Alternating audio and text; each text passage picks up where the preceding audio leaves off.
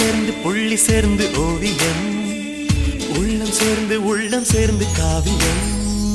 கூட கூட ஓவியத்தின் பாகமே, கூட கூட காதல் என்று ஆகுமே. ஒரு வானம் வரைய நீல வண்ணம், நம் காதல் வரைய என்ன வண்ணம்? என்னை கத்தித்திரம் தொட்டு விரல் என்னும் கோல் கொண்டு நம் காதல் வரைவோமே வா.